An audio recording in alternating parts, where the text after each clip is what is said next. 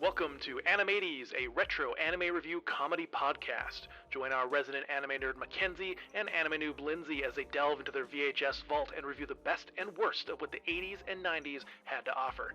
These episodes contain spoilers and adult language, so stick around if you're cool like that. Can I just shrug and make incoherent noises and have that be my review? No. Fine.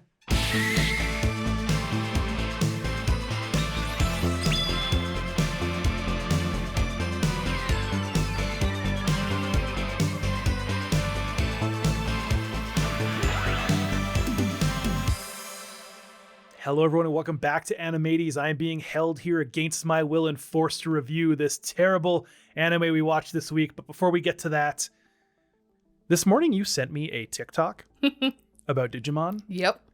Which sent me down a little rabbit hole. Oh my gosh. About Gatomon and why they are technically a champion level Digimon at the Gatomon level. Yep. And it blew my mind. I know, wasn't it crazy? Absolutely blew my mind. And I was in the middle of finishing the last episode of our series today, and I was like, this is way more interesting. And I had to pause and watch this TikTok. We'll eventually watch some Digimon. Oh yeah. But we didn't watch Digimon. I wish we did. We watched Angel Cup. Ooh, 6 OVAs that came out over 5 years. Yeah, okay. I was wondering if I got the years wrong when I was researching this. But nope, that's correct. One poorly paced episode every 10 months. Yep. Over 5 years. Yep. Which is, could you imagine waiting that long and then like you get the episodes you were getting? Well, and you can't even go back and like rewatch things like we can now with streaming, where you can just, go back and rewatch. Yeah. What are you gonna do? Buy a VHS for one release? I know. Now I think in America it came out in one go. Yeah, it did. Because this is a fun fact. VHS in the 80s and 90s would not sell well for anime unless they were rated R or close to R. Mm-hmm. Meaning that when they did the translation, they were like, hey, there's not enough blood and gore in this. We need to make it more intense. So they were like, you know what we're going to do? We're going to fill it full of expletives and the stupidest dumb catchphrases that make no sense and get it up to an R rating. Oh my gosh, some of the catchphrases in this in this show were just another level, truly. Oh, I have some list of things where I was like, if you no offense, if you were the ADR or the writer on this, I hope you found help. Oh man, are you talking about the banana line? What was the banana line? If this is justice, then I'm a banana. Yeah, which, not to, of course, obviously spoiler warning, but like, that's one of the final climactic lines. Yeah, that is, and that's said. what they went with. Yeah, yeah. There's nothing exciting or climactic about that. It gets you a laugh, but I don't think that was what they were going for. I think they actually thought it was going to be like a hard line. Yeah, oh my gosh, it was just, very interesting point that did not fit the vibe. No, and we'll get into the premise in a second, but I feel like the writer of this went to bed one night and had a dream, a premonition 5 years into the future. He watched Ghost in the Shell and then woke up and said, how can I make a shitty version of Ghost in the Shell? Yep. And this is what they produced. I mean, someone who worked on this show, I think it was the writer, they went on to work on Gantz, which is another very like gory, dark series, which is actually like pretty good. I enjoyed it. Well, the same writer who decided that in the Japanese version it needed to include a bunch of anti-Semitism. Yeah, that was something. Went on to write Full Metal Alchemist as well, which is one of like the modern era's premier anime. Yeah, I was gonna say I've heard of that one. You haven't seen it, but it's great. Yep. It is very different vibes from the writing you got in the Japanese version of Angel Cop. So I don't quite know what happened there. But yeah, let's get into it. Do we want to start with the opening and ending credits? Yeah. There is no opening song. I know, it's literally just like blood spraying against a wall spelling Angel Cup. And like a sound. Yep. The ending song, I hated at first. I thought it was like Japanese Bjork. That's what it made me think of. And then it grew on me. I could see that. As almost exactly what you said, like Japanese Bjork. Yep. And by like the 5th episode, I would let it play out, just kind of bop along on my couch. I don't know why. I just, for some reason at the start, I was like, this is stupid. It doesn't match the theme of the show. It feels like more of like a slice of life ending song. Yeah. And then I was looking at the art that's happening, which is just her driving her motorcycle on a repeat loop across the countryside. Yeah, I was going to say on a repeat loop. And I was like, you know what? This music actually suits that. It's in this introspective, but like funky little bop, good repetitive rhythm. Do you know what the song was called? No. It's called Itami by Crayon Shaw or Crayon Company. Sorry, It's a Me? Yeah, Mario. It's a me, Angel Cop. And it translates to the word pain. So, I mean, I guess it kind of fits. I could see that. Yep. Yeah. And Crayon Shaw was a Japanese new wave duo. Oh. Yeah, and that song was actually their first single that was released. So that's actually the same thing that happened with Urusei, and I'm not sure for Ranma as well or not, but where it's like some art pop artist's first hit is done as a recording. Now, a lot of Japanese pop, and especially K-pop, and I'm sorry for you K-pop stands, it's manufactured. Oh, it's 100% an These industry. people didn't like meet each other at a bar and decide to start a band. No. A lot of it's like... It's very corporate. It's very corporate. So I can see why, hey, we're going to take this anime and make it the big release. Mm-hmm. So that's interesting. I did not know that. Yep. I was like, trust me to come in with the Japanese music trivia stuff. I will always trust you for that. I mean, I do love some Japanese music. I mean, I would hope so. Let's start at the beginning. First episode. We open on a Porsche. We open on a Porsche that is... Or a Porsche, if you will. I don't know. Yeah, I don't know either. I don't know cars. Depends on if your name's Ellen or not. Oh, gosh. So many problematic things. That's a bad joke. It starts off by launching rockets out of its hood. Yep. And bombing some facility. Yep. Was it at the airport? No, it wasn't the airport. No, the airport was later. Oh, it was the American Embassy. Right. That's right. It was American Embassy, where we learn that the left wing... I was like, the commies are coming. The specific line, I think, was the left wing communist group, the Red May, are attacking. Oh my god! And I was like, oh my god, really? I know. I really laughed at that too, and That's especially, where this is going. Yeah, especially because I went and saw Oppenheimer this week because I'm on the pulse of pop culture, and there's like a big problem in there where like Oppenheimer is a commie, and it's just I was like, wow, there's a lot of hatred for communists this week for me. And like, I'm not a communist. No. But like, the starting premise of this was ridiculous. Oh yeah. The story follows no direct line of plot at any point until the last episode. We go from the special forces stopping terrorists to metahumans all of a sudden out of nowhere. Yeah, right. Stopping terrorists. Yep. To special forces stopping metahumans. To the police and military being told to kill the special forces and the metahumans. To the metahumans then turning on each other. And then everyone fighting everyone. Yeah. I agree. I was also like, what is going on? Like, I couldn't tell who the main character was at first. No. I mean, if you look online, they say that the main character is Angel, which I guess makes sense. The series is named after her. Yeah, but she's barely main character material for the first few episodes. Oh, yeah. It's like Raiden comes in as like the main dude at the start. And I was like, all right, this is going to be Raiden. With no his problem. Leather jacket and no shirt. The chafing nips. Yeah. Oh my gosh. And he's like showing off his badge and... Oh my god. It's like a handwritten badge. Yeah. Like, I looked at it and I was like, I understand this is art, but that is clearly a handwritten badge. Oh man. Yeah, that was... I know it was like an older time, but... You feel like, yeah, they would have more than just, yup, this is cop. IR cop, hear me roar. Although, you know what? He was a cop, but he had morals. Specifically when we meet Angel. And Angel's like, he asked her, he goes... If you got to shoot at a terrorist and they're holding a kid, what do you do? And Angel goes, you shoot the kid too. And he was like, no. He's like, you never attack an innocent or a child. You never do it. He had that kind of a moral thing to it. And Angel was like, Nah. I'm going to give him a 45 caliber lobotomy. Exactly. Yep. Direct quotes. Absolutely.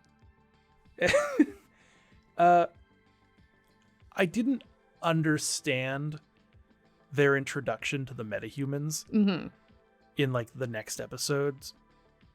Because literally the first episode was like, there's terrorists. Yep. These are our special forces. Yep. They're stopping terrorists. And I was like, okay, it's a show about stopping terrorists. Right? Cool. Like a special forces unit or whatever. Yeah. And then metahumans, which the intro scene to the metahumans is like this rock club. Oh, yeah. And there's music playing that clearly the band is supposed to be playing along to, but the vocalist is going hard, but the audio track has no vocals. Oh, yeah. That was so strange. Which I'm assuming was a budget thing, but it annoyed the ever-loving fuck out of me. Oh, yeah. But then walking in, we see this like little girl, bright red hair. Yep. Like very obviously like a child in elementary school. Yeah. Clearly sticking out from the crowd with that anime main character syndrome. And then in walks in this Dan Avedon, Danny Sexbang looking motherfucker. Oh my gosh. From Game Grumps. Oh my gosh. And the hair. The hair and the shoulders. I have some photos. Perfect. To kind of reference what I'm saying when I say Dan Avedon. I don't know. I'm going to say that, Asura definitely has better hair, but. Well, his hair gets that long at one point. Yep. So that's enough talking about Dan Avedon.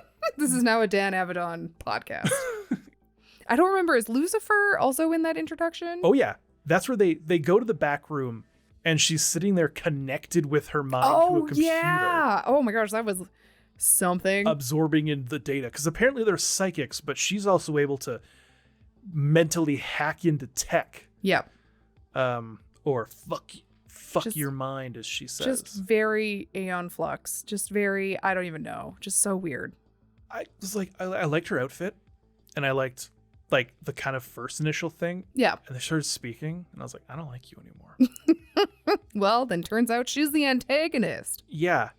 But then there's the little kid. Oh, wait. Sorry. One more point. Her name is Lucifer, but she's wearing a cross. Yeah, that too. Then there's the kid. Asura? No. That's big dude. Sorry. Freya. Can I ask you something? Mm-hmm. Did she not sound like Stuart from Mad TV?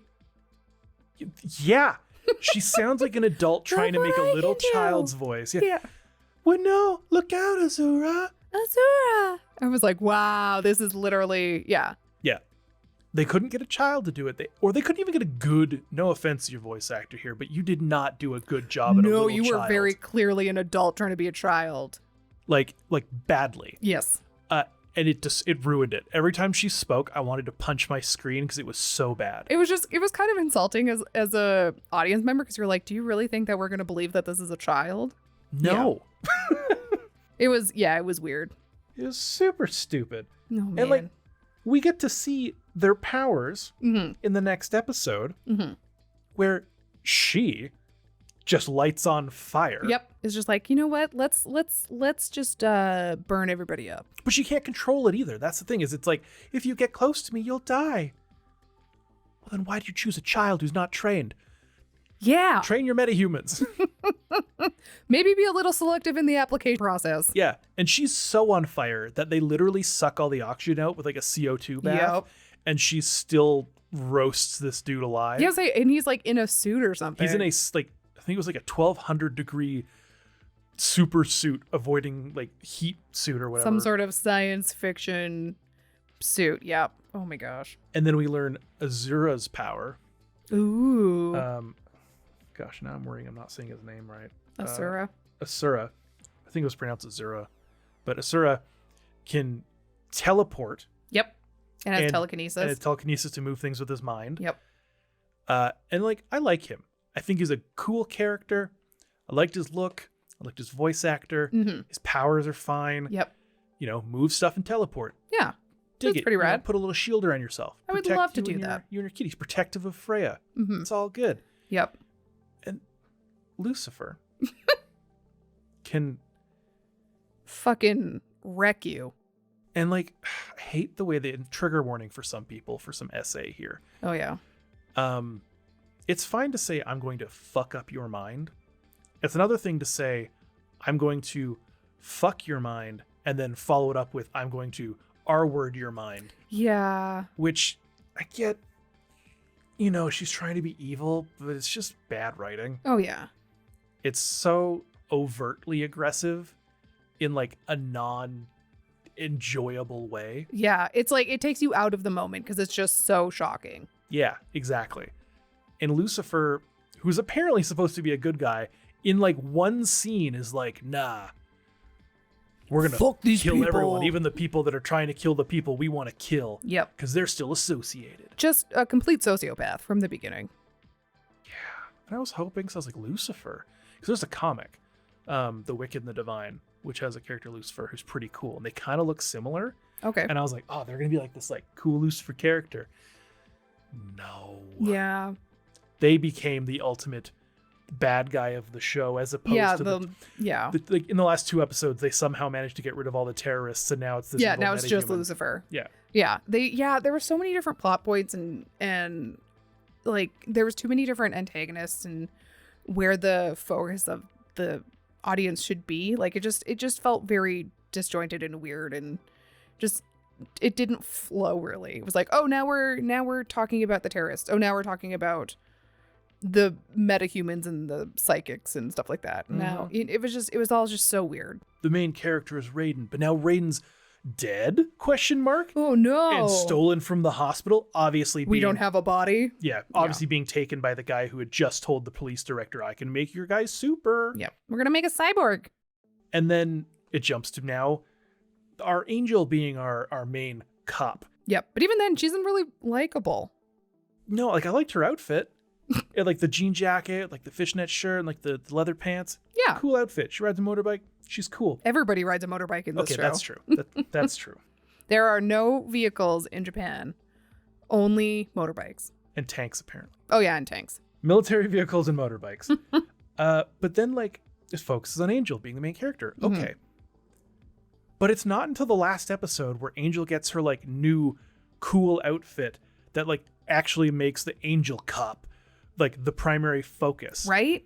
And I'm like, why didn't you give her something beforehand instead of like leading us on this weird who's the main character, who's not, who should we be focusing on? And it's one thing to have side stories. Oh yeah. That's fine.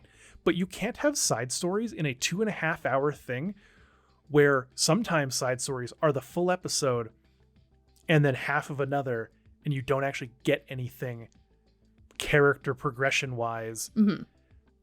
Unless it's forced. Like in episode 2 or 3, probably 3, she's like, or in 1, when she's like, I'd kill a kid.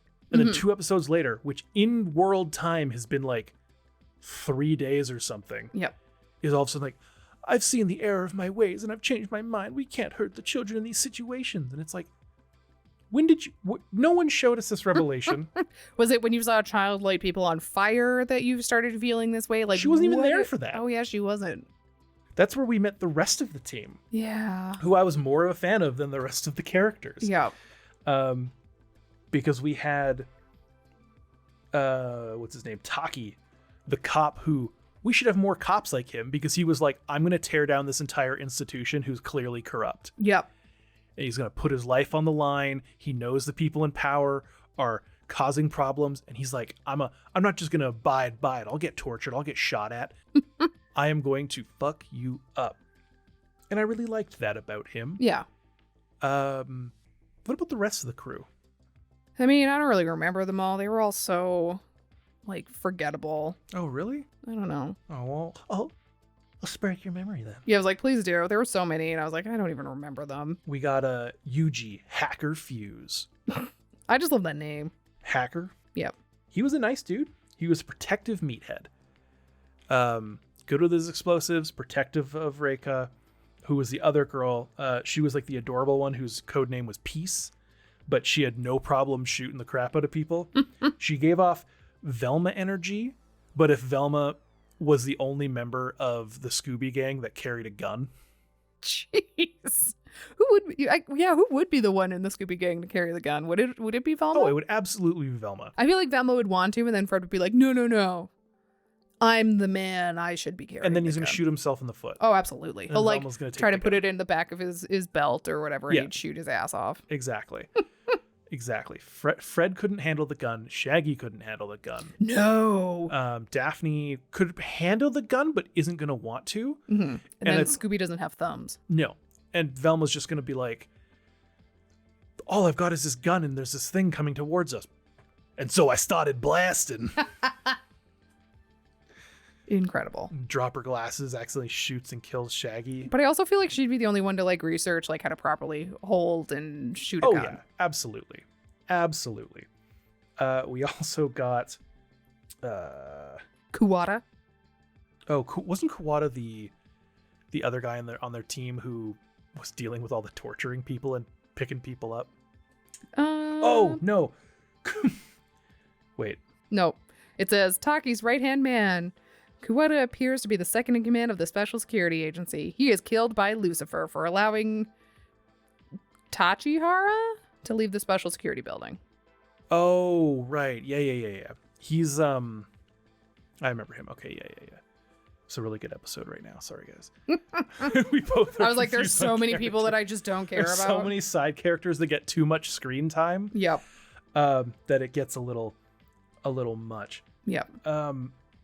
The writing and voice acting on this. It's a treat. It's not good. It's so inconsistent, not just in the writing, but the actual voice acting. Within a 5-second clip, Angel goes, "Look out, Raiden," and then goes, literally within 5 seconds, "Are you okay, Raiden?" It's like us on this podcast. Yeah, but they're professionals. They got paid American dollars. They got paid American dollars to do this. Yep. They also, for some reason, as mentioned before, threw in a bunch of extra one-liners they thought would become popular. Like when she gets shot and her response is, "Fucking piss." Literally, that is the line. Or when Lucifer gets stabbed and she just looks at her and goes, "Do you mind? I'm busy." I mean, that's what I say when I get stabbed. Oh, yeah. Come on, guys. I have other things to do. I have things going on. Come on. Like, can we do this next week? Yeah. This just isn't a good time for me to get stabbed. Let's talk Raiden. Okay. Because he's on my mind. Because I looked at my notes and I saw the name Raiden. I mean, it's really just because he's not wearing a shirt. Well, I'm talking Raiden after he dies. Oh. Dude full on agrees to be part of that cybernetic program. Mm-hmm. And loses all human except for his face. Yeah. They're like, we'll just keep the head. So I just picture like when they were doing this whole transformation, like Futurama, they just put his head in a jar while they're like making this body. I picture his entire nervous system and spinal cord just floating there, all still connected like a plasticized body, so the blood's all still flowing through it. Just kind of floating in some chamber. Yep. Until he can like have his nerves connected to the robotic system. Whoa. Because it's supposed to be connected to his mind, right? Yeah, because he has to move them. Yep. Oh, man. So I kind of picture it being like that, but they gave him like this really cool upgrade. And then he instantly starts attacking Angel. And then the next scene we see him, he's like super cool with Angel. What's going on, they're Angel? just like besties. I'm like, make up your fucking mind. Yeah. Well, apparently in the manga, how are we saying this? Manga. We'll change it every time.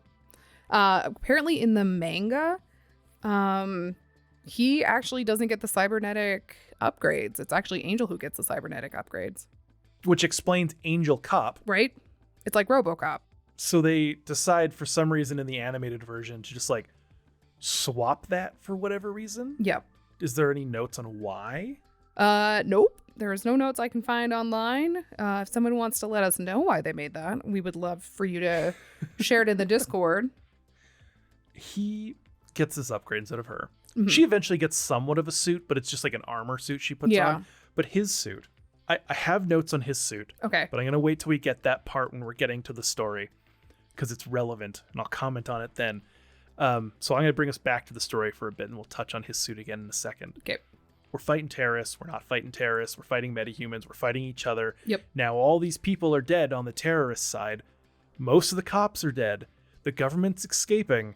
And now it's up to the metahumans to pair with the special forces Yeah. to fight Lucifer, They're just like, we're going to switch sides. who fucks everyone up. Mm-hmm. Every side character is gone. Oh, yeah. They stood no chance. No, they're like blown up. They're torn apart. They're shot, which, by the way, there's a scene where this girl gets like her head shot when we first meet Angel, when she helps Raiden with his mission, when he forgets that there's another person in the room. Like, I'm just coming to the door with this giant Bowie knife behind my back. Yeah. And she shoots her with a 9mm pistol and her head explodes. Yeah, that was something. A 9mm pistol does not do that. Yeah, I was gonna say, I don't know anything about guns, but I do know that is very heavily stylized. Yeah, if you're going to make a cool cop show where you're supposed to be able to like shoot through people's faces and make them explode, give them a cooler gun. Which she gets later, but it's a gun that every time she shoots it, it almost breaks her arms. Say it breaks her arm. But yet, was that the one she uses at the end? Yeah. I know she shoots it like 4 times. And misses because her arms are all messed up. Yeah. So yeah, we literally, I'd love to speak more of the story, but the story is literally, it's different groups attacking different buildings with different people inside, where the different opposing group sets a bunch of traps to mess up the people that are coming to attack them. Yep. But then there's also the governor of Tokyo who's like torturing people. He was torturing the cops that was originally torturing the terrorist. Yeah. At the end when they kept shooting him and like found his recording devices and had brought him in to like take care of him. Oh, yeah. Yeah, he's the guy who at the end is met to his death because he's like finds the recording device. He's like, you think you're so smart? I found your recording device. Ha ha ha, I'll destroy the tape. And it's like a fake cigarette package. Yep, and then the tape destroys him. He just keeps it on himself and it turns out it's a bomb. Whoa. Which like, hey, you know what? I'm glad the government officials didn't get away. Yeah. Because it also means there won't be a sequel. Yeah, that is true. Because everyone's dead. But yeah, so it literally is swapping between who's fighting who until it's just down to this creepy doctor, the one metahuman, because Freya dies. Yeah, oh man. Just no problem killing the kid, apparently, on Lucifer's side. Yep. She doesn't give a shit. No.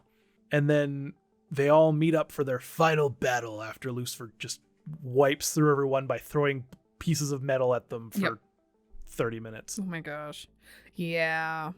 We meet his suit, where we learn its new feature. Ooh. Anti-psychic coding. Which, I mean, you do coding. Do you know how to do that? Anti-psychic coding? No, but what a friggin' plot armor piece of crap that was.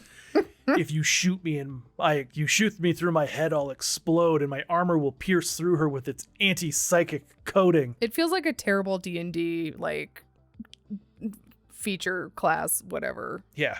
Anti-psychic coating. Like, he leveled up right there. He's wearing a ring of mind shielding. That's it. Except this ring, when it explodes, kills other psychics. Whoa. It's so fucking dumb. And it's the most anticlimactic ending.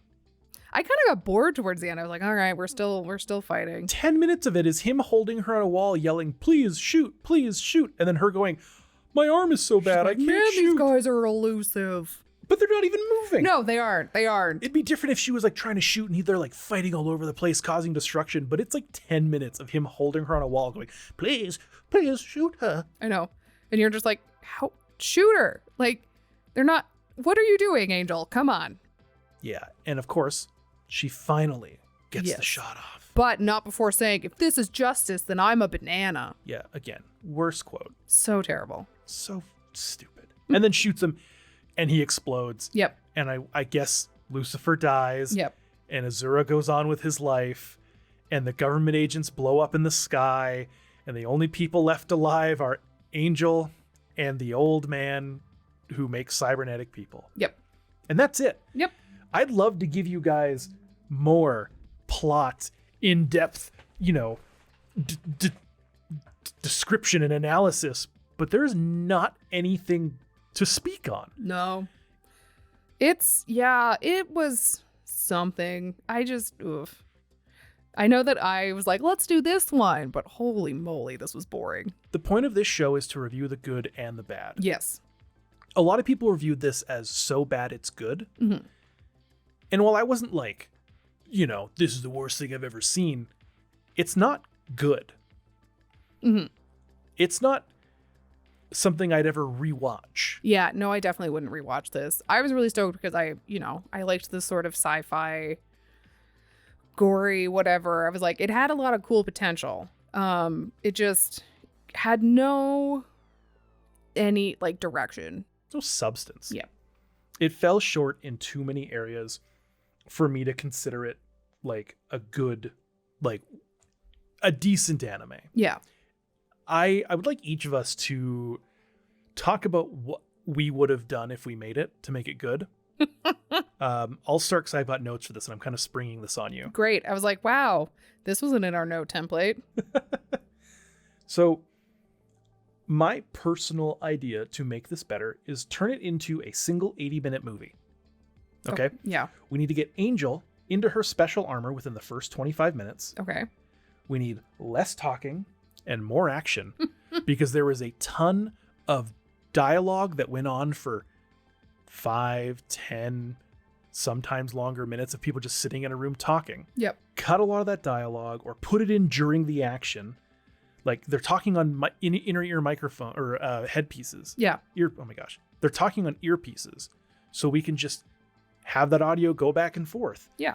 I would make Raiden less of a focus, have him be the sidekick because she feels like the sidekick until the end. Yeah, she definitely does. And I would make the metahumans have at least some backstory, how they happened, see some processes of them being turned into these people and learning their powers. It can be an 8-minute montage, but give me something other than we're in a club. This is Lucifer. Off we go to kill. Yep. I would shorten it, but put more in that time. And I would remove the silly one-liners. I know some people find them funny, but if I'm looking for a dark, gritty anime to listen to or watch, I gotta remove those crappy one-liners. Yep. I'm gonna completely rewrite the translation to just be to be better. I'd like to say something else, but just to be better. Yeah. And I would hire better voice actors for it, except for Azura's character. And maybe Freya can keep hers. Just get the guy who plays Stuart to do Freya's Yeah, voice. exactly. What about you? What would you do to make this something that you would want to watch? I think we need to make kind of that transition between the Special Forces unit from like fighting the terrorists and then working with the terrorists, or like the psychics. That's what I mean. Like we need to, I don't know, there just needed to be more a clear plot, like reason. Yeah. If we're going to change who the bad guy is, can we have some sort of reason for that? Whereas this, it just kind of felt like, oh, okay, now we're just focusing on this one person because these two people say that they don't want to anymore. They show up, they disappear, then they show up again and go, one of us has gone evil. Yep. Yeah, there just needed to be something to give us more motivation for these characters. So it also didn't need to be 2.5 hours. No. I mean, 2.5 hours over 5 years, I guess that's fine. Although, you know what? I gotta give it some credit. They only had one nip slip in the entire series at the end when Lucifer's left boob gets exposed for the entire final episode. Wow. Yeah. Just tits out. For no reason. They're like, you know what? It's been 6 episodes. We haven't had any nudity. We got to get that nudity setting on there. There was nudity before then. Remember when Lucifer has like that girl and she like ripped, because I have a note about this in animation. She like has a girl hostage and she like grazes her boob. But it only shows her bra, doesn't it? No, it like fully pulls the shirt off. Oh. Because my note says... Oh, you're right. That was Peace. Yeah. In front of Fuse. Yep. Because my note for that says, wow, they really made that boob grab super clean and smooth. Oh, yeah. Yep. And then there's no, like that right. really... That wasn't the first time they brought in a boob grab. They did do it before they killed Fuse. Yep. Or, well, actually, technically before they killed Fuse, but also before they killed Peace. And it was super creepy. She like licked her ear. Yeah, it was so creepy. It again... I mean, it solidified her as the villain. Yeah, trigger warning here. Yeah. She said some unfortunate wording of what she's going to do to them. Yes. And then did it. Mm-hmm. And again, Fuse, lovable meathead, was like, unacceptable. And, took some effort to try and fight back, but because she can literally control your body, Yeah. she just like floated a grenade in front of him and blew him up. Yep. So yeah, that. Well, let's get on to the animation. Yeah, it was like and the segue design. into animation. Another smooth animated segue. Woo! That's what we're known for. Hmm. I kind of liked the animation of this. I thought it was, I mean, maybe it's because it's a shorter series than what we have been reviewing, but I thought there was a lot of detail in the clothing and the musculature of the characters. There's like multiple layers of shading and things like that. So I don't know. I thought it was decent. I agree on the detailing. Mm-hmm. The musculature was wild. Oh my gosh. Everyone is shaped like a linebacker. And also, literally, their shoulders are so wide and huge. Oh yeah. It doesn't matter who you are. Your shoulders are massive. Oh yeah. Like skinny or muscly, they're massive. I just love, yeah, because in art school it was like the shoulders should be 3 heads across and stuff like that. These people were like 4 or 5 heads across. Like they were wearing like football padding. Oh yeah. Oh my gosh. Except for Angel. She's more No, she was still pretty broad though. comparatively though. I mean, comparatively. She was more like 4 than 5. But I had the exact same note where I was like, people's muscle structure was really detailed, Mm-hmm. but their shoulders are messed up. Oh yeah. I also feel like if you're gonna do gore, you either have to do a lot of it, or only a little, Yeah. or none really. Mm-hmm. And there was like 2 points of major gore, Yeah. which was the girl's head exploding and then seeing that one guy like strung up all across that hallway. Oh yeah. And that was really like, yeah, you Oh see yeah, because people the guy getting- who finds him is like throwing up. Yeah. Yeah. If you're going to do gore, do more of it, or at least make when you shoot someone like, oh, it put a hole in them and there's a bit of a splatter. Yeah. Like, if you're going to be killing in this show, like a couple hundred people, you need to make it a little more like, don't have them blow up in the distance or you only see the explosion. Like, if you're going to put gore in, put gore in. Yeah. Don't just tease us. Yeah. Because when I watched the trailer, I was like, okay, it's some gore in there, some, Yeah, like, one of the main like points that I was noting when doing research and stuff like that was a lot of people are like, it's so gory. and it's not It's like medium gore. at best. Yeah. Like, It's just a very inconsistent amount of gore. It's like, holy crap, lots, and then there's not Yeah. any. And then there's like, rah. and as repetitive as the design is, I do appreciate the thought put into like designing of the traps and like, okay, this trap is for here and this functions this way, and we're actually going to animate, the flicking of the tripwire and the blowing up of this thing. Mm-hmm. I appreciate all that. That's awesome. Mm-hmm. The detailing is great. You mentioned the shading. Shading's phenomenal. Mm-hmm. Lots of depth in the shadows. Yep. The only shading I couldn't stand was Taki's 5 o'clock shadow, because it was like there was no texture to it. It was like, was it? It was just like he had peanut butter smeared on his face. Yeah. Starting at the cheeks down, which other people had stubble. Other people had this and that. But for some reason, his 5 o'clock shadow was just like as if he used a makeup wipe, got halfway through his face and was like, I got to leave this concealer on. I'm being called to duty. Yeah, that's fair. Oh my gosh. Also, I felt, did the animation get did you notice that the animation got worse towards the end? Yes. There was a fight between Lucifer and Asura that looked very janky. Yeah. Holy moly.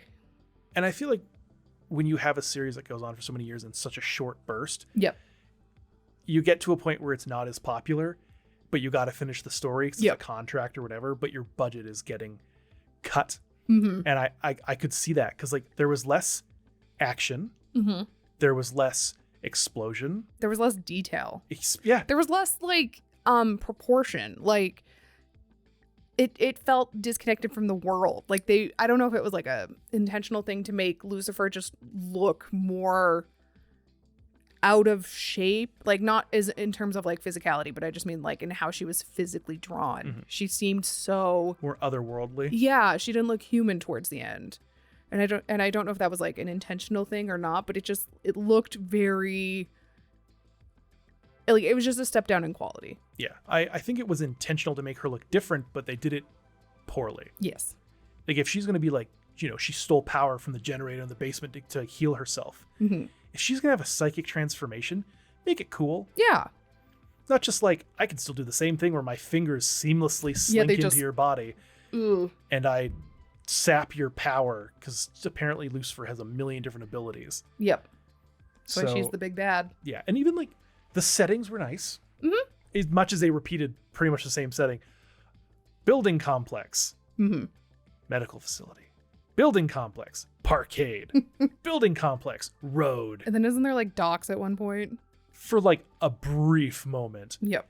And that's it. Yep. The settings are not even really well designed, but well drawn. Poorly executed on the variety. I was not a big fan of how few cool locations we got. So should we move on to our ratings, or do you have any other points you want to get to? I'd love to give the listeners more in-depth analysis, but if anything, think of this more as a cautionary tale to not go into this anime with hopes and dreams, because you're going to get a little crushed. Oh, yeah. Please go into this knowing that it's not great, and you're going to be watching a weird 2.5 hours. Yeah. The voice actors also, like, most of them didn't have a lot of anime they did. No. The two main characters did a couple, and they were all, especially the guy who did Raiden, like Mr. Cop guy type characters. Yep. Almost all of them. The one who has a fairly decent resume from what I had seen was Azura, who did like Neon Genesis roles. Oh, cool. A bunch of other stuff. And I was like, okay, so this guy actually had a career. He stopped voicing in like 2005 or something. Okay. But until then, he actually had some credits. The rest of them had maybe like 4 anime credits, and they were all the same style of character. Mm-hmm. And then they just went on to doing acting as they normally did instead. Yeah. Which is understandable. I get it. When you're not good at what you do. It's just finding your own, like, where you fit within your specialty. Yeah. And voice acting was not theirs. No. Some of them were. Some of them were great.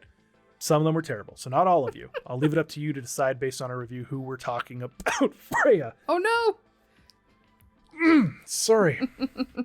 No, man. So should we move on to ratings? Okay. Well, intro rating, like intro, outro, I gave it a 6 because I liked that the quote unquote opening was to the point, whatever. But it was the ending that kind of saved it with that really cool song. So I gave it a 6 out of 10. I gave it a 5. Okay. Because there was no intro song ever. If there was even just like a quick 20-second like something, I'd be totally fine with that. But there was nothing. So it's getting a 5. Oh, man. I feel like we might be the same for this one. What did you give plot and story? Gave it a 3. Yeah, I would agree with you. I don't know why I wrote 5 out of 10 because it's definitely not a 50%. Yeah, no, I would agree. It's definitely a 3. Animation and design? I gave this one a pretty high score because I did like I liked how it looked, but I did knock a point off for how janky the animation got towards the end. So I think I gave it at like an 8. Okay. Because of the repeating locations, I gave it a 7. Okay. I think they could have done a lot more, especially with like her final costume design. You know, it was cooler than what she had, but it was still silly. Yeah. So I gave it for that. Characters. Yeah, they were there. Yeah, not a lot of development there for most of them. Only like a couple people saved it for me, which was like Taki and Azura. Yeah. And like Lucifer was fine, but she just had no development that was good. It just was like, here we are, murder everybody. Yep. So I dropped characters at like a 4. Wow. I gave them a 6. Okay. Yeah. I was just trying to be positive. Okay. Yeah. All right. I see it. I see it. Audio and soundtrack. I gave this one a 6 as well. Okay. I gave it a 5 just because it was fine. Yeah, it was there. The audio was whatever. Sound effects were fine. Mm-hmm. Nothing ever like notably picked up for me. They had the singer in the rock club wasn't even singing in the audio during it. Yep. So, Yep. But I mean, Crayon Shaw coming in with that song at the end really boosted it. That saved it for sure. That puts us at an average rating of 5.2. Yeah, that tracks for what I've seen online for people giving it, ratings. Would you recommend it? No. I mean, it depends. If it's like, hey, I really want to see a bad 80s cop film? Yeah, then I guess. But like there's other better like sci-fi stuff, like the sci-fi animation series that are kind of in this realm that you can watch. Like we said, we talked about Gantz, we talked about Ghost in the Shell, Aeon Flux. Like they're all better animes that I would recommend instead of this one. Oh, just dawned on me before we go. I had another quick note here. Oh, okay. Why does Lucifer ride a motorcycle side saddle? Because she's a badass bitch. But it just looks dumb. I know. Maybe it's because her mini dress would just ride all the way up. That's fair. But if she's psychic, can't she just like propel herself? Yeah, I have no idea. That's the thing that doesn't make sense for you in this series. Was that she rides side saddle? Yeah. Yes. That is exactly my problem with the entire series. Screw the rating. It's down to a 1 because they ride side saddle on their motorcycle. You heard it here, folks. Yep. That's what ruined it. That's the thing. Well, regardless, have yourself a great week. We love you all very much. Thank you for listening to Animates. Make sure to follow us on our social media profiles at Animates pretty much everywhere. And if you want to support the show, throw us a couple bucks. Check out patreon.com/animates. That is patreon.com/ANIMEIGHTIES. And make sure you like and subscribe on all of your favorite podcast platforms. Hell yeah. Woo! And also, if you join our Patreon, you can join the Discord.